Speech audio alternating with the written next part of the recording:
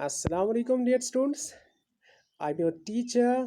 Today we shall learn what is a sentence.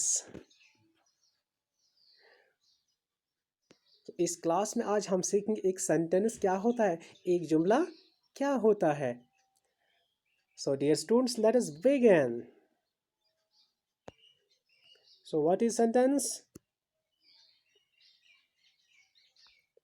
A word or a group of words in right order that give complete meaning is called a sentence. बच्चों, एक sentence एक लफ्ज़ हो सकता है या group of words होता है, अल्फाजों का एक ग्रुप होता है राइट ऑर्डर में, राइट सीक्वेंस में. इसकी एक तरतीब होती है और ये कंप्लीट मीनिंग देता है, ये बामाने होता है. तो इसी को हम सेंटेंस कहते हैं, जुमला कहते हैं. तो ऐसा लफ्ज़ या ऐसे अल्फाजों का एक ग्रुप जो सही सीक्वेंस में हो, तरतीब में हो और वो पूरी तरह मानी देता हो या जो ये माने हो, तो इसी को हम सेंटेंस कहते हैं.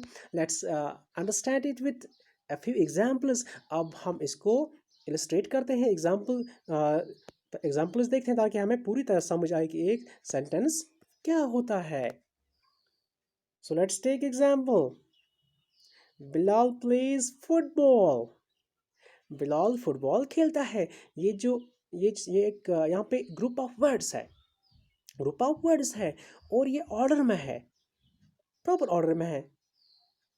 पहले यहाँ पे बिलाल यूज़ हुआ है, ये नाउन है, यहाँ आप कह सकते हैं ये सब्जेक्ट है.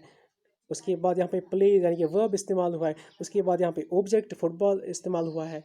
तो इसका एक प्रॉपर ऑर्डर है, ये सीक्वेंस में है, तरतीब में है, and it gives us complete meaning. Bilal plays football, Bilal football खेलता है. ठीक है. अब आगे आप नोट कीजिए बच्चों.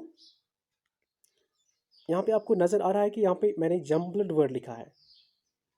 देखिए यहाँ पे नीचे है Bilal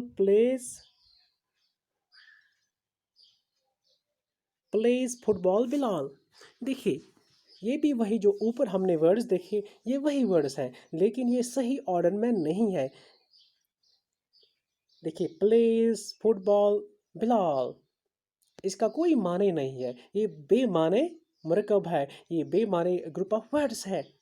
it doesn't have meaning, इसकी कंप्लीट मीनिंग नहीं है. तो इसको हम कहेंगे because it doesn't have proper order, ये सही ऑर्डर में, राइट ऑर्डर में नहीं है. We can't call it's a sentence. हम इसको सेंटेंस, एक जुमला नहीं कह सकते हैं. It can be called jumbled words. ये ये जो वर्ड्स हैं इनको जम्बल्ड वर्ड्स आप कह सकते हैं, लेकिन सेंटेंस नहीं कह सकते हैं क्योंकि ना इसकी मीनिंग है, ना ये सही ऑर्डर में है. बच्चों एक और चीज़ आप नोट कीजिए.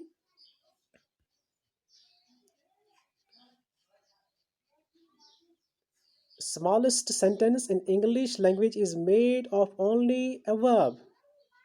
सबसे जो छोटा सेंटेंस एक इंग्लिश में होता है वो सिर्फ वर्ब का बना होता है. अब एग्जांपल देखते हैं. यहाँ पे देखिए एग्जांपल यहाँ पे है गो.